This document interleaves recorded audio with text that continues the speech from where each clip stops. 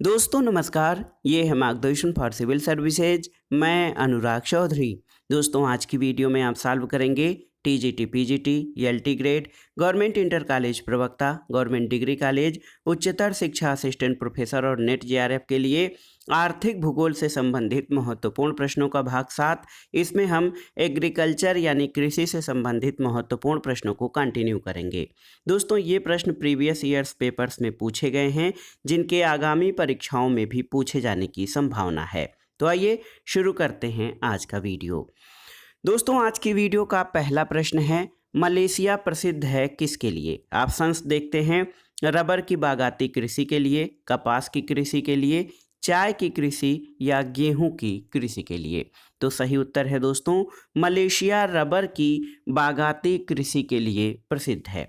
दोस्तों आप जानते हैं कि रबर मूलतः भूमध्य रेखीय जलवायु का पौधा है और इस जलवायु की समीपता के कारण मलेशिया दुनिया में प्राकृतिक रबर का 7वां बड़ा उत्पादक देश है नवीनतम आंकड़ों के अनुसार। और मलेशिया के अधिकांश द्वीपीय क्षेत्र में रबर की बागाती कृषि की जाती है। तो याद रखिएगा, मलेशिया रबर की बागाती कृषि के लिए प्रसिद्ध है।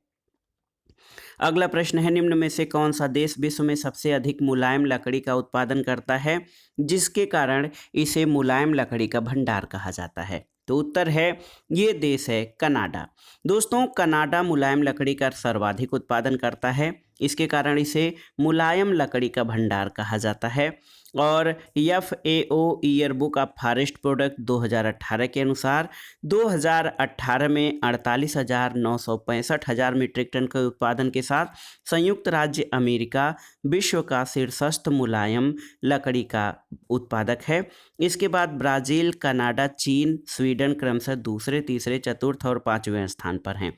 तो इनमें जो ऑप्शंस दिए गए हैं उनमें कनाडा जो है वो सबसे अधिक मुलायम लकड़ी का भंडार है। इसके अलावा वर्तमान आंकड़ों के अनुसार संयुक्त राज्य अमेरिका विश्व का शीर्षस्थ मुलायम लकड़ी या वुड पल्प का उत्पादक है। कनाडा ब्राजील के बाद तीसरे स्थान पर है। दोस्तों क्षेत्रफल की दृष्टि से कनाडा रूस के बाद संसार का दूसरा बड़ा देश है। कनाडा के क्षेत्रफल के लगभग 40% भाग पर शंकुधारी वनों का विस्तार है। इन वनों से विश्व की लगभग 30% मुलायम लकड़ी काटी जाती है, जिससे कागज, लुगदी और रेशा बनाया जाता है। और कनाडा में लकड़ी काटने वालों को लंबरजैक कहा जाता है। अगला प्रश्न है दोस्तों, विश्व में लुगदी का सर्वाधिक उत्पादन करने वाले देश का नाम क्या है? तो आप जानते हैं सबसे अधिक लुगदी उत्पादक करने वाले देश का नाम संयुक्त राज्य अमेरिका है। और आप जानते हैं संयुक्त राज्य अमेरिका के बाद ब्राज़ील, कनाडा, चीन और स्वीडन का स्थान आता है मुलायम लकड़ी या वुड पल्प के उत्पादन में। अगला प्रश्न देखते हैं दोस्तों, सूची 1 और सूची 2 का मिलान करना है और दिए गए कूट से सही उत्तर का चयन करना है। देखिए, ऑस्ट्रेलिया में गेहूं का उत्पादन अधिक मात्रा में होता है। मिस्र में आप जानते हैं कि उत्तम कोटि के कपास का उत्पादन होता है। क्यूबा में गन्ना उत्पादन और बांग्लादेश जूट उत्पादन में शीर्षस्थ देश है। तो सही उत्तर क्या हो जाएगा दोस्तों? 3, 4, 2 और 1। ऑप्शंस देखते हैं। 3, 4, 2 और 1, ऑप्शन बी आपका सही उत्तर है।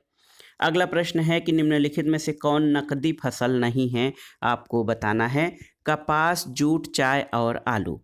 तो दोस्तों अगर जो इनमें देखा जाए विकल्पों में, तो ये सारी फसलें नकदी फसल के अंतर्गत आती हैं। नकदी फसल या कैश क्रॉप ऐसी फसल होती है जो लाभार्जन के लिए, विक्रय के लिए उगाई जाती है। नकदी फसल क्षेत्र विशेष के संबंध में अलग अलग हो सकती है।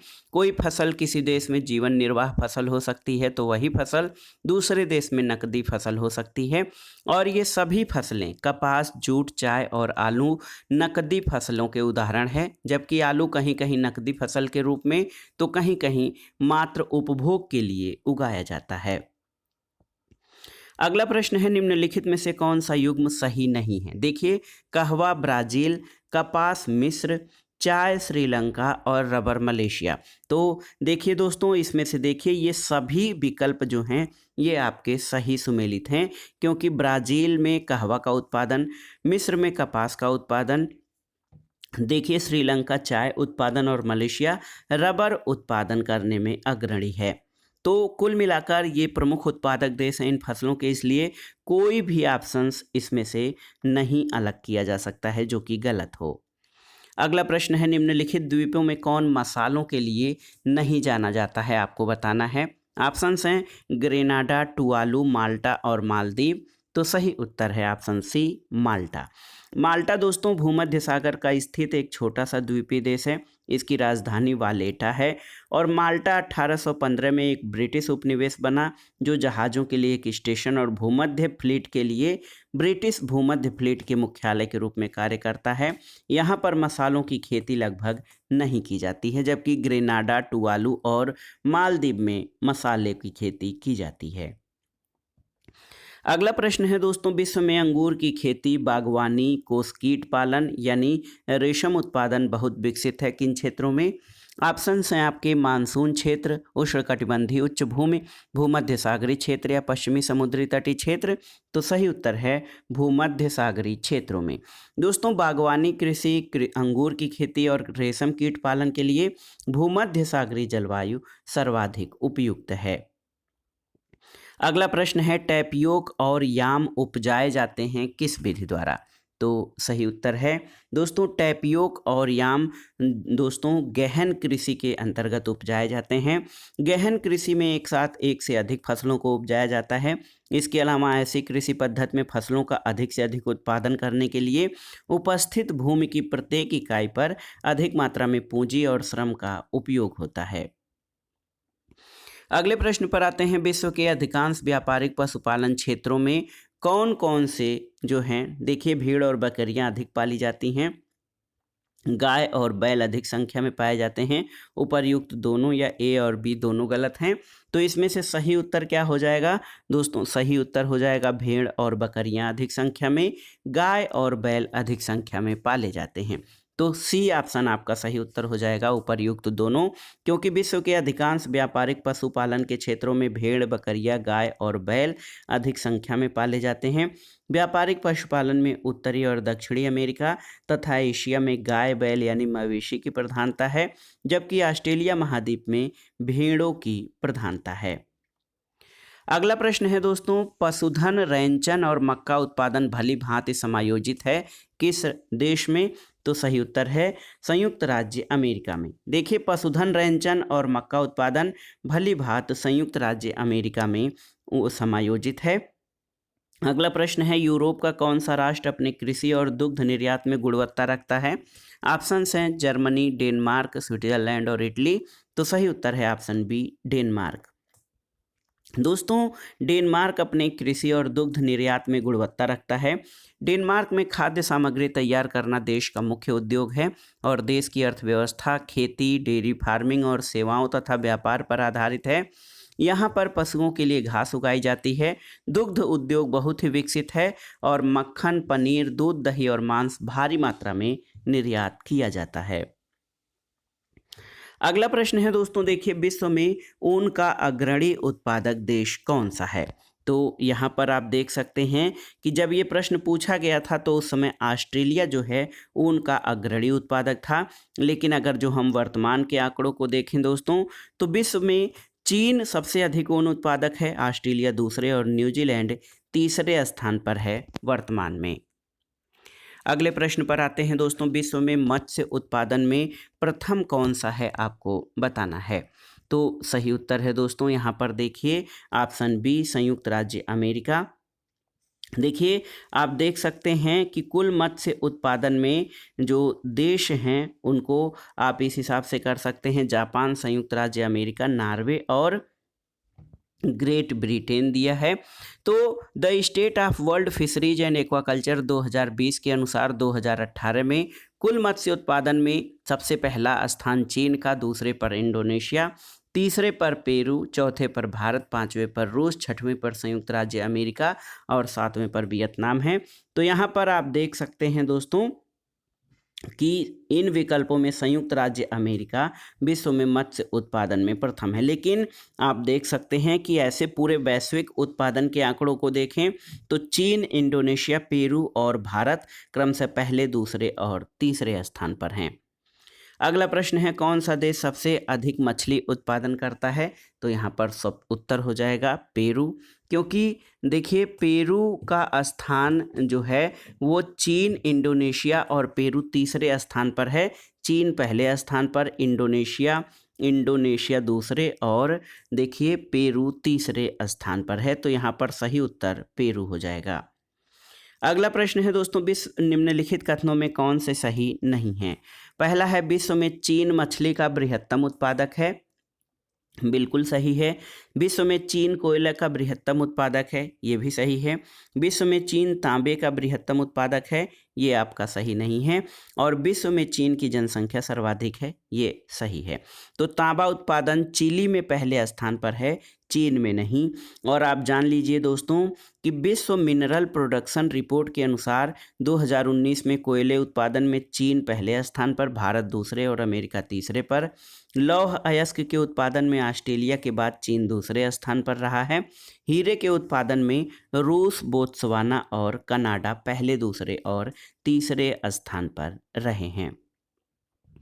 अगला प्रश्न है दोस्तों, ब्यूनस आयर्स के लिए रोजगारियों के मध्य स्थित कृषि पेटी विख्यात है, किसके लिए? तो सही उत्तर है दोस्तों, देखिए मक्का, अल्फा अल्फा और पशुधन।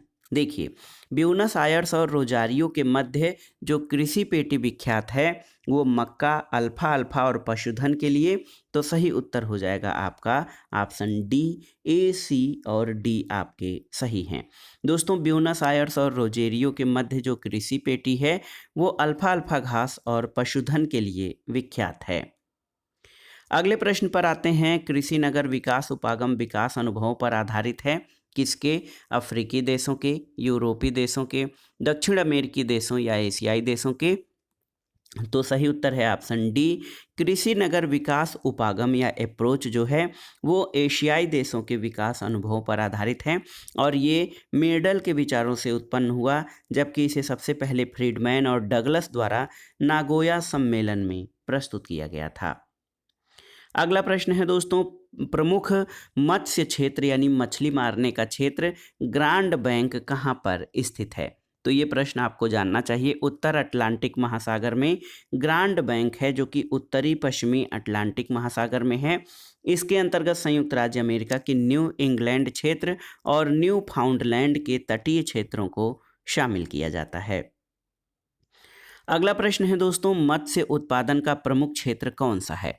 तो आप जान लीजिए कि उत्तरी अमेरिका का उत्तरी और पूर्वी तटीय क्षेत्र, तो ये मत्स्य उत्पादन का प्रमुख क्षेत्र है। यहाँ न्यू फाउंडलैंड कनाडा के निकट स्थित ग्रांड बैंक ये मत्स्यन का प्रमुख केंद्र है। इसका कारण ये है कि यहाँ गल्फ स्ट्रीम गर्म जलधारा और लेब्राडोर ठंडी जलधारा के मिलने से मत्स्यन के लिए अनुकूल दशाएं विकसित होती हैं।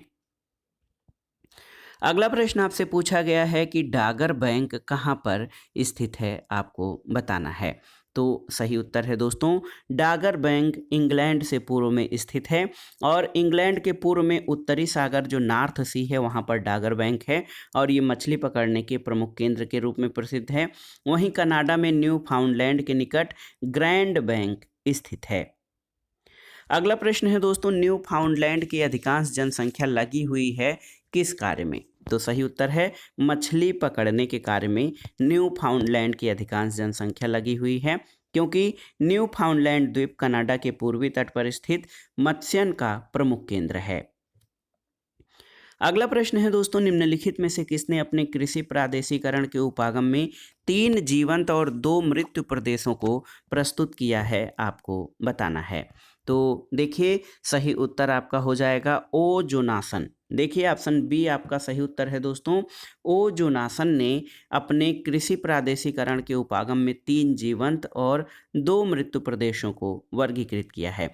ओ जोनासन का जो कृषि प्रादेशिक वर्गीकरण है इसमें उष्णकटिबंधीय जीवन प्रदेश, उष्ण या उपोष्ण कटिबंधीय मृत्यु प्रदेश या मरुस्थल, उपोष्ण कटिबंधीय जीवन प्रदेश या भूमध्य सागरीय प्रदेश, शीतोष्ण कटिबंधीय जीवन प्रदेश और ध्रुवीय मृत्यु प्रदेश। तो याद रखिएगा 3 जीवंत प्लस 2 जो है मृत्यु प्रदेशों को वर्गीकरण किया है ओ जोनासन ने अपने कृषि प्रादेशिक वर्गीकरण में।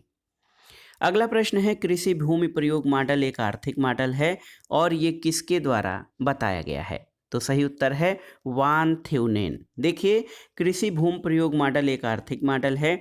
ये जर्मन विद्वान वान थ्यूनेन के द्वारा बताया गया। इन्होंने कुछ कल्पित मान्यताओं के संदर्भ पर कृषि स्थानीयकरण का मॉडल प्रस्तुत किया, जिसके अनुसार कृषि क्षेत्र के मध्य में एक केंद्रीय नगर अवस्थित होगा और उसके बाहर भूमि उपयोग की 6 संकेंद्रीय पेटियां विकसित होंगी। अगला प्रश्न है, वान थ्यूनेन के अनुसार किसी शहर के चारों ओर विकसित भूमि उपयोग कटिबंधों की संख्या कितनी होती है? तो सही उत्तर है ऑप्शन सी 6। आप देखिए दोस्तों, वान थ्यूनेन जो हैं उन्होंने कहा कि कृषि क्षेत्र के मध्य एक केंद्रीय नगर अवस्थित होगा और उसके बाहर भूमि उपयोग की 6 संकेंद्रीय पेटियां विकसित होंगी। और वान थ्यूनेन ने कृषि भूमि प्रयोग मॉडल को एक आर्थिक मॉडल के रूप में जो है चिन्हित किया था। अगला प्रश्न है कि वान थ्यूनेन का कृषि भू उपयोग सिद्धांत कब अस्तित्व में आया था? तो डेट याद रखिएगा दोस्तों। वान थ्यूनेन का जो है कृषि भूमि उपयोग सिद्धांत जो है ये 1826 में अस्तित्व में आया था। द आइसोलेटेड स्टेट नामक पुस्तक में वान थ्यूनेन ने कृषि भू सिद्धांत प्रस्तुत किया था।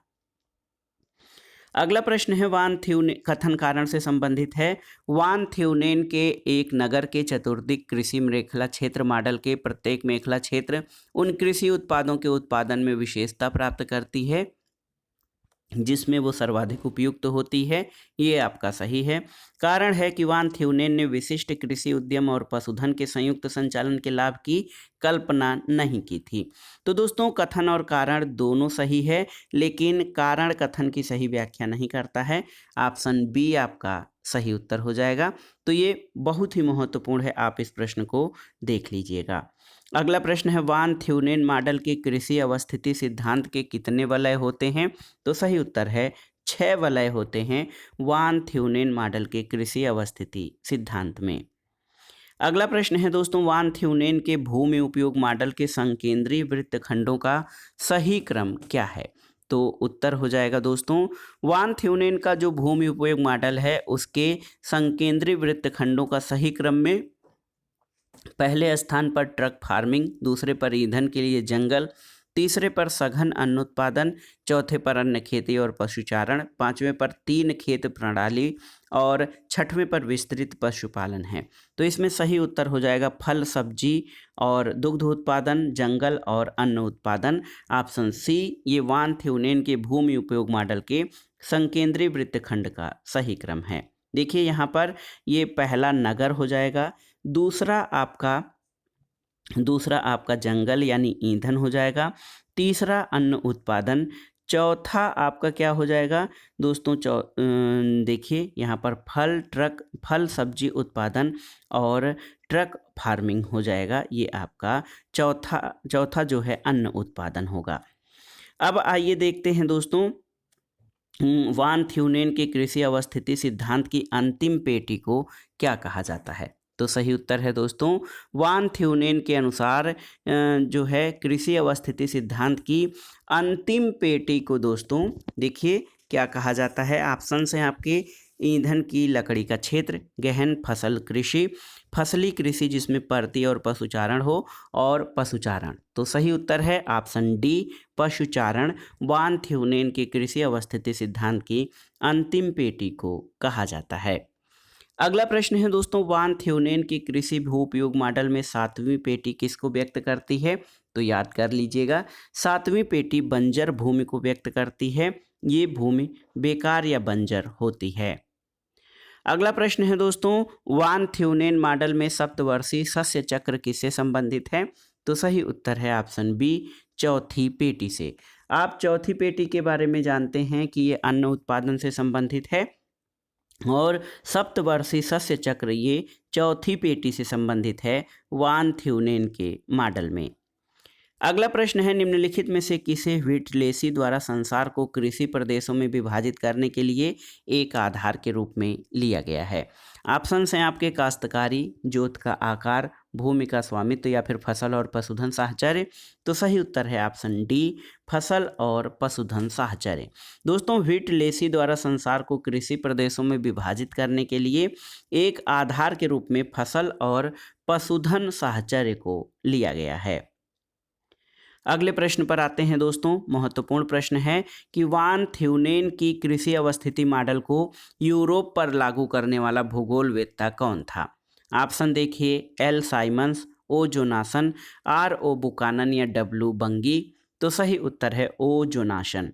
देखिए, वान थ्यूनेन की कृषि अवस्थिति मॉडल को यूरोप पर लागू करने वाला भूगोलवेत्ता ओ जोनासन था, याद रखिएगा। अगला प्रश्न है दोस्तों, देखिए, वान थ्यूनेन के प्रतिमान में खेत से बाजार की दूरी को स्वतंत्र चर मान लिया जाए जो आर्थिक किराए को निर्धारित करती है, तो क्रियात्मक प्रतीप गमन समीकरण का रूप क्या होगा? तो सही उत्तर याद रखिएगा, y is equal to a minus b x. तो y is equal to a minus b x जो होगा, ये फार्मूला आप याद रखिएगा। वान थ्यूनेन के प्रतिमान में खेत से बाजार की दूरी को स्वतंत्र मानने के लिए क्रियात्मक प्रतीप गमन समीकरण। अगला प्रश्न है दोस्तों, फार्म गृह यानी फार्म हाउस सामान्यतः कहाँ नहीं पाए जाते हैं? ऑप्शन हैं आपके, संयुक्त राज्य अमेरिका, भारत, कनाडा, ऑस्ट्रेलिया। तो सही उत्तर है भारत में। देखिए, भारतीय कृषि निर्वाह किस्म की है जिसका उद्देश्य देश की विपुल आबादी की खाद्य आवश्यकताओं की पूर्ति करना है। यहाँ किसान फसलों का चयन राष्ट्रीय और अंतर्राष्ट्रीय बाजारों के अतिरिक्त उत्पादन के बजाय अपनी घरेलू और स्वयं की आवश्यकताओं की पूर्ति को ध्यान में रखकर करते हैं। इसमें फार्म हाउस नहीं पाए जाते हैं, जबकि संयुक्त राज्य अमेरिका, कनाडा, ऑस्ट्रेलिया में विस्तृत कृषि फार्म पाए जाते हैं। अगला प्रश्न है दोस्तों, विकासशील देशों में हरित क्रांति द्वारा त्वरित सुधार हुआ है किस क्षेत्र में? तो सही उत्तर है धान्य फसलों के उपज में। और आप देख लीजिए कि विकासशील देशों में ग्रीन रिवॉल्यूशन के द्वारा दोस्तों धान्य फसलों की उपज में बहुत अधिक वृद्धि और सुधार हुआ है। धान्य फसलों में गेहूं, चावल, मक्का, ज्वार, बाजरा को शामिल किया जाता है।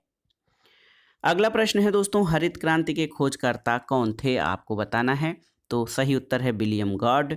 देखिए, हरित क्रांति शब्द का प्रयोग सबसे पहले 1958 में संयुक्त राज्य अमेरिका के विलियम गॉड द्वारा उस समय किया गया, जब गेहूं के उत्पादन में 20 मिलियन से 170 मिलियन टन की वृद्धि हुई थी।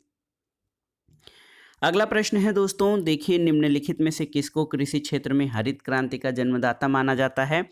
तो उत्तर है नॉर्मन ई बोरलॉग को। दोस्तों, कृषि क्षेत्र में हरित क्रांति के जन्मदाता नॉर्मन ई बोरलॉग को माना जाता है और भारत में हरित क्रांति लाने का श्रेय MS स्वामीनाथन को दिया जाता है। अगला प्रश्न है, स्टेंसियस क्या है? तो स्टेंसियस दोस्तों आप देख लीजिए, अर्जेंटीना में बड़े पशु फार्मों को स्टेंसियस कहा जाता है या इसको एस्टांसिया भी कहा जाता है। यही प्रश्न फिर से पूछा है कि एस्टांसिया क्या है? तो अर्जेंटीना के बृहद पशु फार्मों को दोस्तों एस्टांसिया कहा जाता है। अगला प्रश्न है कि विश्व के संपूर्ण धरातली क्षेत्र के कितने प्रतिशत भाग पर कृषि योग्य जो है क्षेत्रफल है? तो सही उत्तर है दोस्तों, अगर जो हम विश्व बैंक संकेतक द्वारा देखें तो विश्व के संपूर्ण धरातली क्षेत्र का 36.90% जो भाग है या लगभग 37% भाग कृषि योग्य है। भारत के धरातली क्षेत्र में 60.4% भाग कृषि योग्य है। तो इसमें कोई ऑप्शन सही नहीं है, इसलिए इस प्रश्न का उत्तर हम स्टार कर रहे हैं। 36 या 37% भाग संपूर्ण विश्व का कृषि योग्य है। अगला प्रश्न है दोस्तों, निम्नलिखित में से कौन सा एक सही सुमेलित नहीं है? ओ ई बेकर भौतिक दशाओं का कृषि प्रादेशिकरण सही है। डी व्हिटलेसी ने आर्थिक कारक सही है। जे क्रिस्टोविकी ने भूमि उपयोग क्षमता और प्राविधिक स्तर, तो सही ये आपका सही नहीं है। ई हंटिंगटन ने जलवायु कारक। तो दोस्तों ऑप्शन सी आपका सही सुमेलित नहीं है, क्योंकि कृषि प्रादेशिकरण का आधार बेकर ने भौतिक दशाओं को, डी व्हिटलेसी ने आर्थिक कारकों को, हंटिंगटन ने जलवायु कारकों को माना है, जबकि जे क्रिस्टोविकी का संबंध कृषि प्रादेशिकरण से नहीं है। अगले प्रश्न पर आते हैं दोस्तों, महत्वपूर्ण प्रश्न है। आप देख सकते हैं कि कृषि प्रकार और उनके देशों का मिलान करना है। आप देखिए, पशुचारण जो है दोस्तों ये आपका कौन सा सुमेलित नहीं है? पशुचारण अर्जेंटीना सही सुमेलित है। व्यापारिक दुग्ध पशुपालन नीदरलैंड सही है। व्यापारिक बागाती कृषि मलेशिया सही है। भूमध्य सागरीय कृषि सूडान सही नहीं है। दोस्तों देखिए, भूमध्य सागरीय कृषि को उपोष्ण कटिबंधीय शुष्क ग्रीष्म जलवायु प्रदेश कहा जाता है और भूमध्य सागर या रोम सागर के आसपास विस्तृत होने के कारण इसका नामकरण किया गया है। सूडान की जलवायु सवाना तुल्य जलवायु है, अतः यहाँ पर भूमध्य सागरीय कृषि नहीं की जाती है। अगला प्रश्न है, निम्नलिखित में से कौन सा एक सुमेलित नहीं है, आपको बताना है। चारा और दुग्ध पशुपालन क्षेत्र उत्तरी पूर्वी राज्य और झील प्रदेश, सही है। मक्का और शीतकालीन गेहूं क्षेत्र कपास पेटी से दक्षिण पूर्व, सही नहीं है। शीतकालीन गेहूं का क्षेत्र कंसास और नेब्रास्का प्रांत और उपोष्ण फसल का क्षेत्र दक्षिणी पूर्वी भाग। तो दोस्तों आप देखेंगे तो संयुक्त राज्य अमेरिका में ग्रेट प्लेन्स का दक्षिणी भाग शीतकालीन गेहूं के नाम से जाना जाता है और ये नेब्रास्का, पश्चिमी और केंद्रीय कंसास, उत्तर पश्चिमी ओक्लाहोमा और पूर्वी कोलोराडो और टेक्सास राज्य में है। मक्का पेटी पूर्व में इलिनियोस और पश्चिम में आयोवा राज्यों के मध्य स्थित है, इसलिए मक्का और शीतकालीन गेहूं का क्षेत्र कपास पेटी के दक्षिण पूर्व में नहीं है, बल्कि ये मक्का और कपास का शीतकालीन गेहूं क्षेत्र नॉर्थ ईस्ट में है। आपको बताना है कि कपास पेटी से नॉर्थ पूर्व, या आप देखिए कि ये दक्षिण पूर्व में नहीं बल्कि नॉर्थ वेस्ट में स्थित है, आप जान लीजिए। तो ऑप्शन बी आपका सही सुमेलित नहीं है, अन्य जो हैं विकल्प आपके सही सुमेलित हैं। अगला प्रश्न है दोस्तों, व्हिटलेसी ने बृहद स्तर पर विश्व को कितने कृषि क्षेत्रों में विभाजित किया है? तो सही उत्तर है 13 क्षेत्र। दोस्तों संयुक्त राज्य अमेरिका के भूगोलवेत्ता डी व्हिटलेसी ने बृहद स्तर पर विश्व को 13 कृषि क्षेत्रों में विभाजित किया है। आप इनके नाम देख लीजिए, चलवासी पशुचारण प्रदेश, व्यापारिक पशुपालन प्रदेश, स्थानांतरणशील कृषि प्रदेश, प्रारंभिक अस्थायी कृषि प्रदेश, चावल प्रधान गहन निर्वहन कृषि प्रदेश, इसके अलावा चावल विहीन गहन निर्वहन कृषि प्रदेश, व्यापारिक बागानी कृषि प्रदेश, भूमध्य सागरीय कृषि प्रदेश और 9वां है व्यापारिक अन्न उत्पादक कृषि प्रदेश, 10वां व्यापारिक फसल और पशु उत्पादक कृषि प्रदेश, 11वां निर्वहन फसल और पशु उत्पादक कृषि प्रदेश, 12वां व्यापारिक दुग्ध पशुपालन कृषि प्रदेश और 13वां विशिष्ट बागानी प्रदेश। तो ये व्हिटलेसी द्वारा विश्व को 13 क्षेत्रों में कृषि क्षेत्रों में विभाजित किया गया है। अगला प्रश्न है, निम्नलिखित में से किस विद्वान ने विश्व को प्रमुख कृषि प्रदेशों में विभाजित किया है? तो सही उत्तर है व्हिटलेसी, जो कि एक अमेरिकी भूगोलवेत्ता रहे हैं। अगला प्रश्न है कि व्हिटलेसी ने विश्व को जितने कृषि विभागों में विभाजित किया है? तो आप जानते हैं कि व्हिटलेसी ने विश्व को कुल 13 कृषि विभागों में विभाजित किया है। अगला प्रश्न है दोस्तों, विश्व के कृषि प्रदेशों के सीमांकन में डी व्हिटलेसी ने निम्नलिखित कारकों में किसका उपयोग नहीं किया था? ऑप्शंस हैं आपके, फसलों और पशुओं का सहसंबंध, स्वामित्व और भूधृति, भूमि उपयोग गहनता और कृषि यंत्रीकरण की विधि और मात्रा। तो सही उत्तर है स्वामित्व और भूधृति। देखिए, विश्व के कृषि प्रदेशों के सीमांकन में व्हिटलेसी ने 5 मुख्य कारकों का प्रयोग किया है। इनमें फसलों और पशुओं का संबंध, भूमि उपयोग गहनता, कृषि उपज का प्रसंस्करण और विपणन, कृषि यंत्रीकरण की विधि, इमारतों और कृषि से जुड़े अन्य संरचनाएं। तो इसमें दोस्तों आप देख सकते हैं कि भू स्वामित्व और धृति को शामिल नहीं किया गया है। अगला प्रश्न और आज की वीडियो का आखिरी प्रश्न है कि निम्नलिखित में से किसे डी व्हिटलेसी द्वारा 1936 में विश्व कृषि प्रदेशों के सीमांकन के स्वरूप के रूप में शामिल नहीं किया गया है? तो सही उत्तर है भू स्वामित्व। दोस्तों फसल उत्पादन और पशुपालन, कृषि उत्पादन विधि और प्रति हेक्टेयर श्रम और पूंजी का विनियोग, दोस्तों ये व्हिटलेसी के विश्व कृषि प्रदेशों के सीमांकन के आधारों में शामिल है। भू स्वामित्व और भूधृति इसमें शामिल नहीं किया गया है। तो दोस्तों ये था आज का वीडियो। इसमें आपने विश्व के भूगोल के अंतर्गत जो आर्थिक भूगोल है, इसमें महत्वपूर्ण प्रश्नों को आपने सॉल्व किया, जो आपके आगामी परीक्षाओं के लिए बहुत ही उपयोगी हैं। आप इन प्रश्नों को तैयार कर लीजिएगा। वीडियो आपको कैसा लगा हमें कमेंट बॉक्स में ज़रूर बताइएगा। वीडियो को लाइक करें, शेयर करें और इस चैनल मार्गदर्शन फॉर सिविल सर्विस को सब्सक्राइब करें। वीडियो देखने के लिए धन्यवाद दोस्तों। नमस्कार।